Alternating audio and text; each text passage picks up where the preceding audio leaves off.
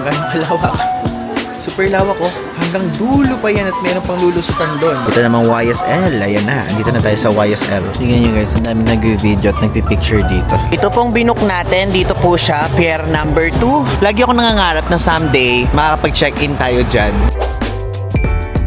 Hello guys! I'm back again with another vlog and now, panibago na naman pong episode na kung saan dito ay i-share ko sa inyo ang bagong bukas na Longfong Mall dito. So, nung nag-check kami kung ano yung malaking Longfong na located dito sa Hong Kong, ito yung nakita namin na may malaking floor size, napakalaki ng mismong branch na to, kaya ngayon ipapakita ko sa inyo. And if ever, kung hindi nyo pa po alam kung ano yung Longfong Mall, yung Longfong Mall, dito kayo makakabili ng murang mga pangpasalubong items.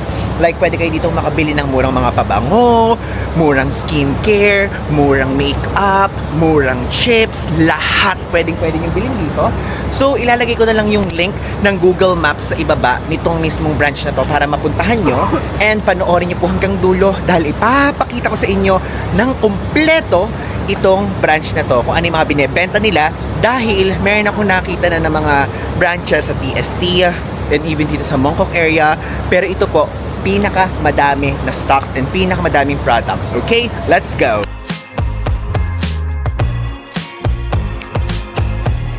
And guys, to be honest, alam nyo ba, itong Longfong na to, hindi naman talaga yan yung original na nandyan. Kasi noong una, nung pumupunta tayo dito over the past few years, ang laman po nitong Longfong na to ay Foot Locker.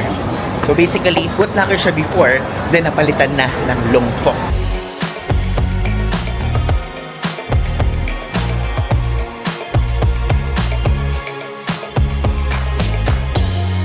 Ito guys, nakapasok na tayo sa loob and kapag pupunta kayo dito, sa pinakabungad, makikita nyo agad yung mga nakasale. Ayan, merong mga prices dyan, merong mga tags naman, check nyo na lang. And so far, ngayon po ay, ano ba siya ngayon? Ngayon po is August 6. Tapos naman nakikita ko po mga drinks, mga popcorn, mga toothpaste ang nakasale ngayon. Tignan nyo, itong noodles na to, $9 lang. This one naman is $17. This one is $36. Sapporo Ichiban Ramen. Ito naman, $25. This one is $82. Ito naman mga drinks na to, assorted siya. May orange, may grapes, ayan. Meron ding jasmine. Naglalaro sa $9 to $10 each. Ito naman guys, mga beauty products. So, from Japan and Korea, yung mga brands na yan. Ito, sikat po itong Chubaki na to. Actually, sikat daw yan para sa hair na maging mas matibay. But hindi sa atin yan nag-work. Pero $98 siya. And ito yung nakikita kong ginagamit ni Hazel King. So, $98. Mga set na siya guys. So, shampoo and conditioner. $88 naman to. This one naman is $79. Hindi ko alam kung ano yung brand na yan. Pinakikita ko lang sa inyo. And this one is $76. Tapos yung Head and Shoulders nila, $48 lang. Itong you know? Ito, sikat din to. Sa Korea naman siya sikat guys. So, $99 siya. To be honest, parang gusto ko siyang itry. Sige, bumili tayo. Sikat to sa Korea eh. Yan, ito pa. Ito naman ay, ano to? Parang yung treatment thing nila. Bigyan nyo itong Fino, $36 dito. Shampoo and conditioner. Vaseline naman na Healthy Bright. Ayan, Healthy Bright po. And also, this one, serum naman siya, $52. This one, Biore, $48. And the fragrance UV spray, sunscreen, $55. $45. $58.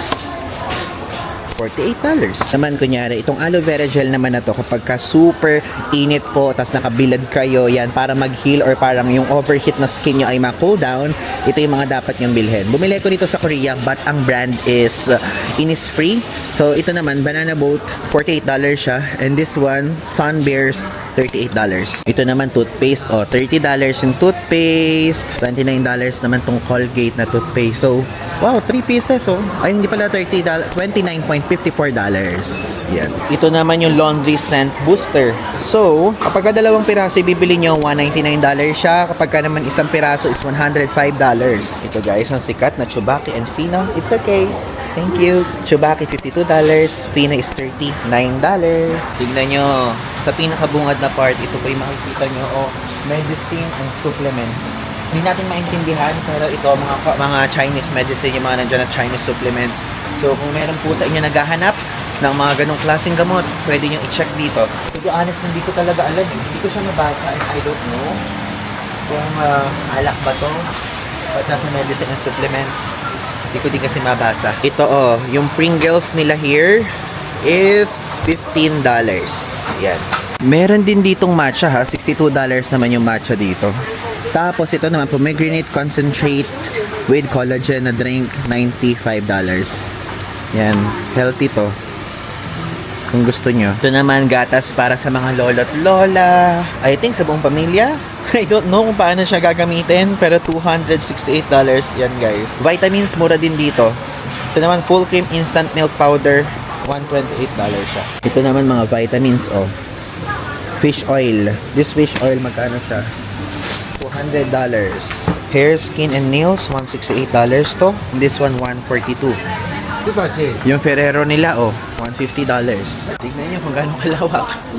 Super lawak, hanggang dulo pa yan at meron pang lulusutan doon. Ito po ang mga skincare. So, meron ditong Hada Labo.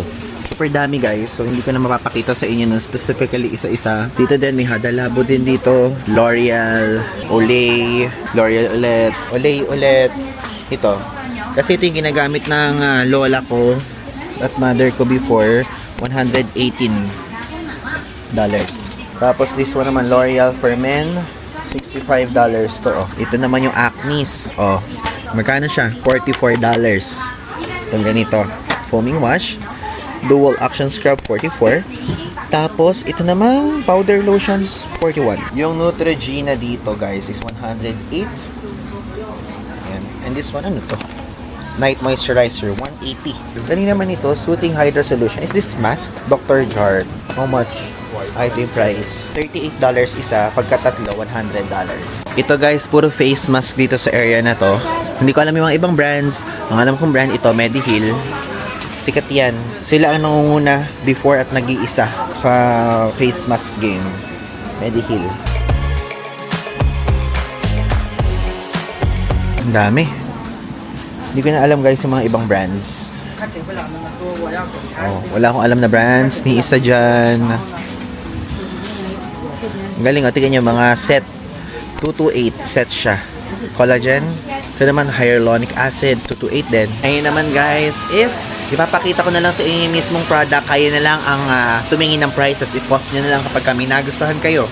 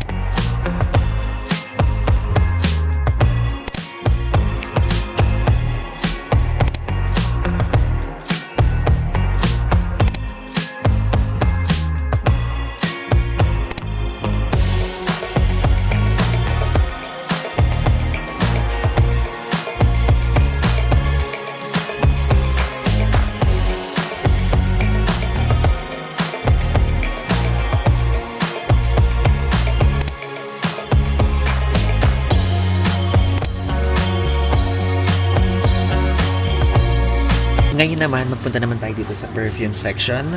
Ito pong Longfong, kilala siya sa mga murang pabango. And isa-isahin natin ngayon yung mga maaabot ng camera kasi usually nasa dulo eh. Okay, let's go. Tingnan nyo, meron dito yung Jo Malone. Lahat po yan original na, walang fake dito. So dito ko binili English Pear and Free siya ko. Tingnan nyo, ang presyo dito ng Wood Sage and Sea Salt na cologne is $588. Tapos yung English Pear and Free siya, ito yung second naman sa pinakasikat sa kanila is $588. Ito kasi yung dalawa, yung sikat dyan. Meron din silang maliit, 30 ml. Ang presyo is lahat $338. May mga pabango ding naka-display dito, though I think ito yung isa sa mga may pinakamura sa mga collection. Kasi naka-display lang dito na ganyan. And may testers. Tingnan nyo, $298. Tapos doon sa mga perfumes na nandun, dito sa side na to, makikita nyo, andun po ang Diptyque. So, ang Diptyque is $850 Hong Kong dollars. Ito naman guys, Tiffany & Co. Ang pinakamurang nakikita ko is with 50 ml $416.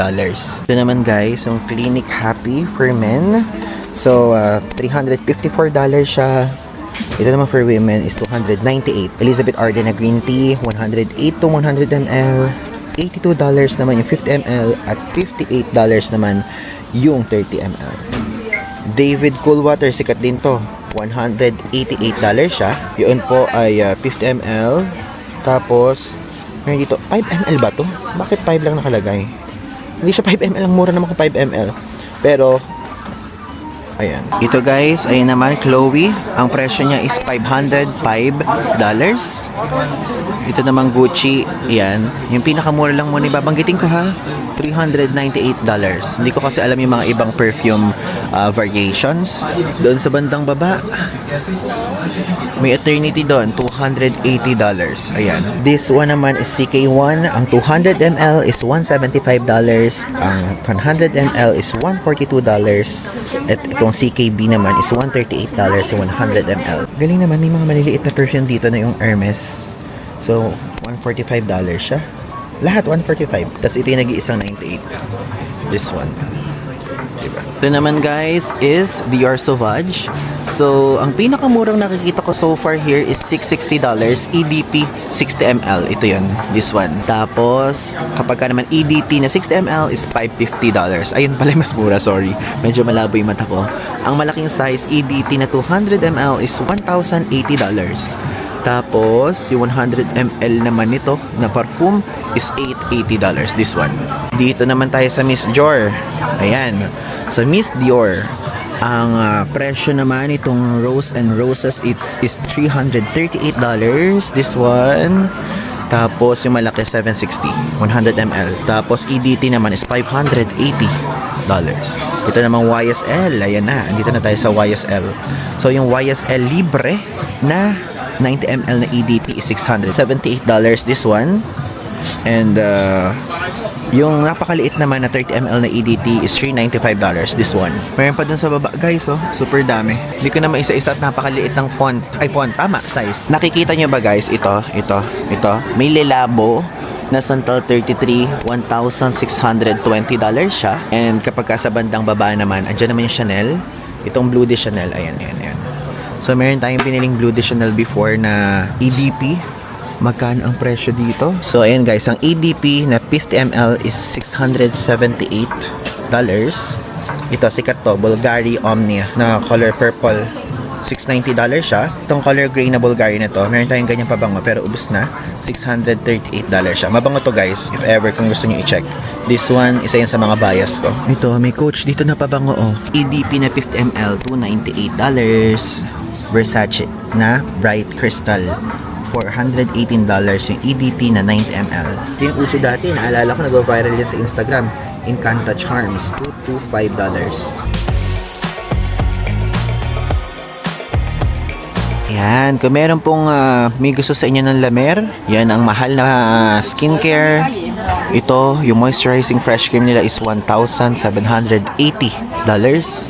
Yan sa taas naman, the Essential Tonic, $950. Tapos this one naman, the moisturizing cream pa rin, $730 this one. Ito guys, may Estee Lauder din dito.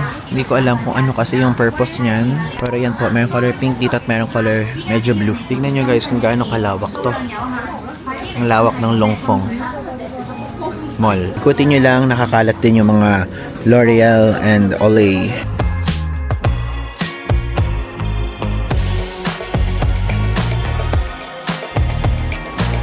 Pwede din kayo guys dito mag-check kung meron kayong gusto na mga medicine and supplements na Chinese brand. Baka meron dito, okay? Huwag mahihiyang magtanong. Ayan, ang dami dito, oh. Diba? Ito naman, oh, mga hand cream naman ang nandito. Cameo, oh, $25. This one, Farm Stay, $38. Ito ang section ng La Roche-Posay. So, magkano dito yung antioxidant nila? So, $135. Wait, dito naman, ano to? Anti-imperfecting, $118. Ito naman, Cicaplast Spray B5, $168. And this one, Epaclar. Tama ba yung basa ko? $178. B5. Avene. Sa side naman na to. Meron ding Lucas Papaw dito guys. Oh, $32 yung ganyang type. And yung ganitong type naman is $72. But if ever kung nasa Australia kayo o pupunta kayo sa Australia or may biyahe yung family member niya or friends, pwedeng doon na lang kayo magbilin. Mas mura doon yan. So guys, so sikat to eh. Mario Badescu Skincare Drying Lotion. $138 siya. Silver powder. And $100. Dito guys sa side na to may mga iba't ibang klaseng makeup. Mag-check na lang kayo here. Dito naman sa area na to, mga body wash, shampoo, conditioner. Ang makikita nyo. Super wide ng options. So since may next time biyahe, magtitingin ako dito ng deodorant. Ayan guys. Deodorant. So $25. Actually pinakamura $20. Kapag gusto niyo Old Spice, $20. Daming options. Yeah. Ayan guys. Meron pa dito malaking section. Mga household, medicine and supplement, oral care, napakalawak. Grabe naman po ang options dito ng mga salon. Pa super dami, oh. Ang dami. Iba't ibang uri. May lotion, may patch. Ayan, ito naman to. Actually, naghahanap ako ng Colgate. Pero iisipin ko kung doon na lang ako sa Manila bibili ng Colgate. Kasi syempre mas mura sa atin, di ba, yung mga toothpaste. Alala, parang feeling ko mas mura kapag yung mga maliliit na size. Pero para lang may idea kayo, $45 dito. Tignan nyo, mga Glade naman to. Mga sa bahay, pampabango. $28. Pero malaki na siya ha. 350 ml. Hindi ganito kalaki yung mga nasa Pilipinas eh. Dami ding toothpaste, toothbrush. And even mga toothpaste to, iba-ibang brands. Super dami. Mga laundry capsules, $95 siya. Ganyan. This one naman is Listerine. So, $56. Yan ang price. Ay, nice. Just in case kapag guys nasugatan kayo, kunyari na aksidente kayo dito, kumatok tayo. Ayan, kumatok. Kapag naman aksidente kayo dito, pwede kayong bumili dito ng Band-Aid. $19 o $40. $17 kapag ka super cute lang ng sugat. Super cute. O, ito pang bata. O, $32. Pinakamura $30. Tomica and Paw Patrol. O, grabe. Ito na tayo. Sa labahan na tayo ngayon. Tapos ito naman hand wash. Kano to? 108 guys. Ito naman 48. Ito naman guys, kung naghahanap kayo ng pang shave, magkano naman to? Wait, maghanap tayo ng mumurahin. Mumurahin. Ito. Oh, $75. Ito yung binili natin. Yan. Dito sa area na to may Physiogel, oh. Cetaphil, Physiogel, Aveeno. Iba-iba yung presyo, guys. May CeraVe din. So, yung Physiogel, ayan, Daily Moisture Therapy Shower Cream, $82.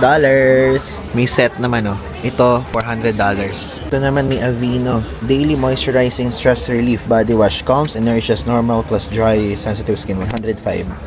Ito yung soap namin, eh. I mean yung body soap, body wash namin nung nasa South Korea kami. Ayan, kila Hazel. Grabe talaga shinare lahat dito, lahat ang ginagamit namin doon. Mayroon palang body lotion tong Elizabeth Arden, $79. Ito, mga Vaseline na lotion, $29. $29 lahat. Iba-iba. May aloe, may lavender, merong deep restore, and merong healthy hands with stronger nails. Dito guys, mga kinakain na yan sa part na to.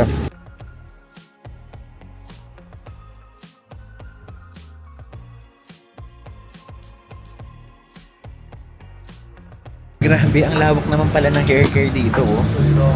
Diba? Kung kayo po ay matreseme na tao, $52 po lahat yan. Ang Dove naman dito is $42.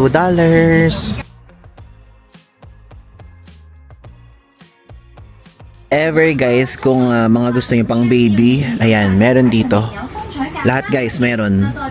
Kaya pwede kayo dito bumili ng mga diaper, pwede kayong bumili dito ng mga ganito. Ano ba to? Mga baby cream, mga nourishing, soothing, moisturizing cream, shampoo. Ayan, pwede kayo magpunta here. Mga polvo. Ayan, yung polvo ditong malaki, $38. So, maliit, 17. Ito pang malamig.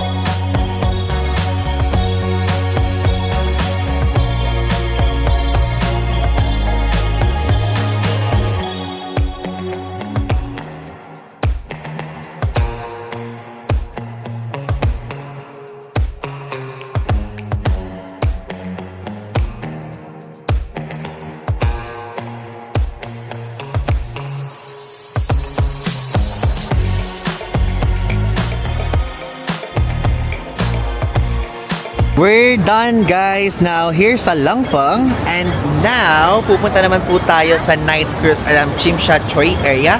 So, maaga-aga pa. Actually, mga 20:35 pa yung time natin doon. Pero okay lang. Magpunta na tayo doon sa area para mag-ikot-ikot na lang muna tayo nearby. Then, tara, sasama ko na kayo doon. From here, magbabas na lang tayo. Huwag na tayong mag-train kasi kapag ka nag-train, pupunta pa tayo sa ibaba, ganyan. Eh kapag ka bus, doon lang tayo sa mismong road mag-aabang. Tapos ibaba na lang tayo sa medyo malapit doon sa mismong pier area. Andito na ngayon tayo guys sa stop na malapit sa mismong Chimsha Choi Pier.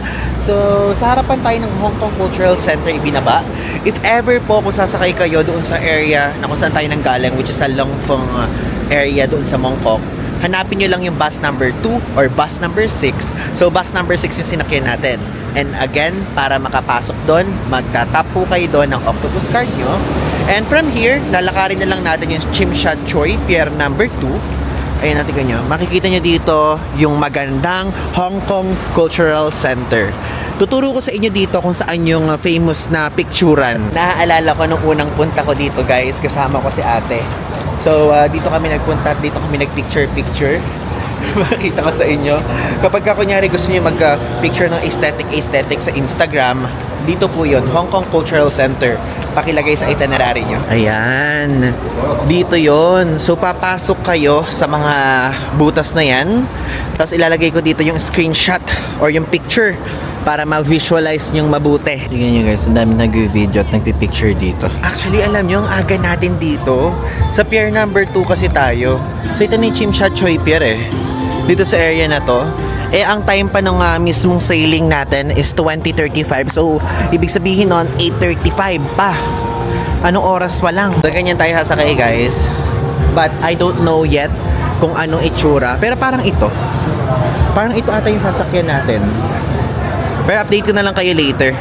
Papakita ko din sa inyo kung anong activity sa clock yung binook ko for this one. Punta na muna tayo dun sa mall na malapit dito. Tapos dun tayo magpalipas oras. Kasi para makapag-ikot-ikot pa tayo, di ba? Guys, din yung yung sikat na clock tower kapag kunyari pupunta kayo dito sa likod, oh. Tanananan! That one. The clock tower. So we're here again sa Q+. Nagpunta na kami dito ni Jax and ni Mappy. So ito kasi pinakamalapit sa pier, kaya dito muna ako tatambay. So order tayo ng mango lemon tea and also this one, caramel pudding cheesecake. Ito guys, so order natin caramel pudding cheesecake and lemon mango lemon tea for 99 Hong Kong dollars.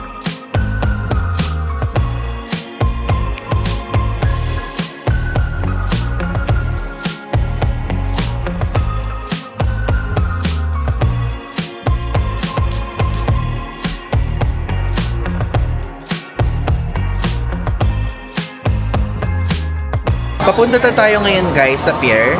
Kung nasan tayo kanina, ayan, nilalakad na natin. So, Shimsha Choi Pier tayo Then if ever, dito din guys natatagpuan yung papuntang Central at Wan Chai. Yan, mayroon naman dyan, Star Ferry. Tapos tignan nyo, dito din yung babaan ng ibang mga trains at sakayan. I mean bus. Ba't pa train yung sinabi ko? Bus po, bus. Ito na ang itsura ngayon. Dito, gabi na kasi. Daming taong nag-aabang ng Symphony of Lights. So guys, ang binook po natin itong Victoria Harbor Night Cruise. Luxury Dreamer siya. And ang presyo niya, wait, ito kasing binook natin ay happy hour. So, 1,011 pesos. Actually, hindi nyo nakikita pero ilalagay ko na lang yung screenshot dito sa screen. And also, yung link ilalagay ko na lang sa ibaba. Tapos kung interesado kayo, feel free to use my code PANGIWALCLOOK para magkaroon kayo ng extra discount. Ngayon, let's go na sa pier number 2. Ayun yung Symphony of Lights. O, diba? Atake o dami nanonood. Ang Symphony of Lights guys, yan. Ano siya, para siyang quick presentation, performance ng mga buildings here na may mga ilaw-ilaw. Di ko alam kung nabibigyan ng justice ng camera pero ganyan po siya. Ito pong binook natin, dito po siya, pier number 2. Hanapin natin yung may color yellow na vest. So sila yung staff. Ay, hello! Yeah. Paul Ivan de Guzman for 2035. Okay, wait. Ayan guys. So, hawak ko kasi camera pero inilagay na yung sticker dito sa damit. May nakalagay Dreamer. Super quick lang nito. Super quick lang ng pag-wait natin. Then, sasampa na tayo agad. Hindi ko lang alam kung ano guys ang gagawin doon. Pero kasi unlimited snacks, drinks, and food. Yun ang aking nililook forward. And aside from that, is yung mismong view po ng river na to. Yun ang gusto kong makita.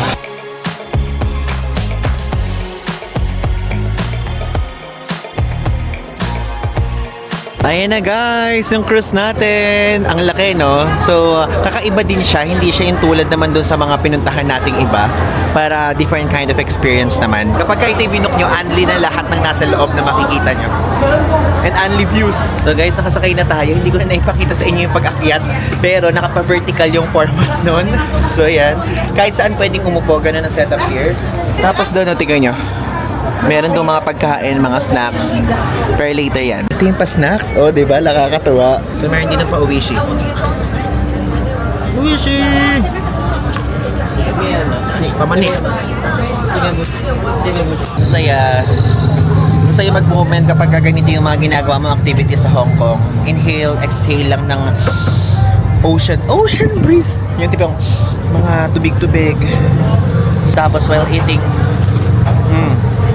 ito guys, yung pa-Sprite. Like, libre to. Libre to here. Hindi ko alam kung may juice dito or gano'n. Pero ito kasi binigay. Tanong na lang ako mamaya. Ito yung mall na favorite natin, yung K11. This one. Tapos yan, Avenue of Stars to guys. This area. Diyan yung may mga kamay-kamay na mga iba't ibang personalities.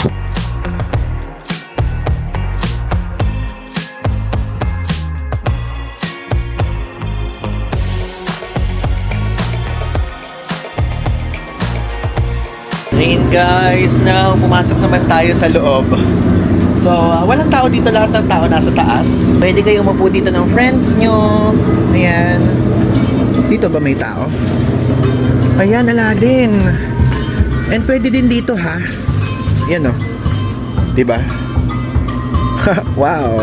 Nandito naman ngayon tayo guys sa harapan. Actually, hindi sila pumupunta dito. Lagi silang nandun sa taas. Lahat sila, karamihan. So, ang ginagawa ko, iniikot ko yung buong, buong cruise, buong yate. Tingnan nyo, kung magkakaibigan kayo, pwede kayo umupo dito, oh. Yan, oh. Dito wala nang, wala nang ganong, nandyan, sa side na yan. Dito naman, nandyan yung observatory wheel, or parang Ferris wheel area. Ito naman, ayan, dyan tayo galing, Shimsha Choi. Mas kita nyo kapag gaganyan, eh.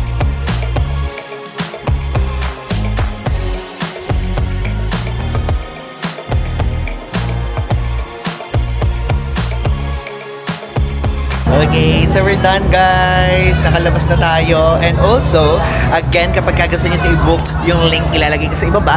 Plus, ipa-plug ko dito sa screen.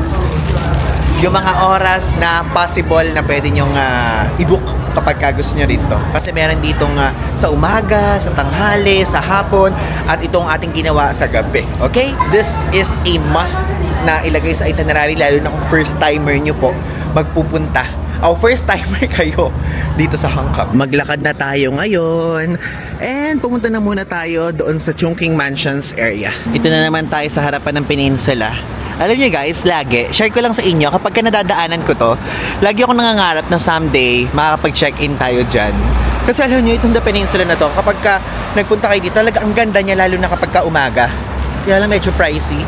Lalagay ko dito sa screen yung price ng The Peninsula na yan. And I'm not sure, pero as far as I know, mas mahal pa siya sa 30,000 pesos. So 30k and up yung rates dyan. Ngayon guys, tara. Dito ngayon tayo sa Jollibee. Grabe, kakaiba. Kakaiba siya. Medyo matagal na tayo guys, hindi nakapag-Jollibee. Like, parang more than ilang buwan na eh. Ilang buwan na.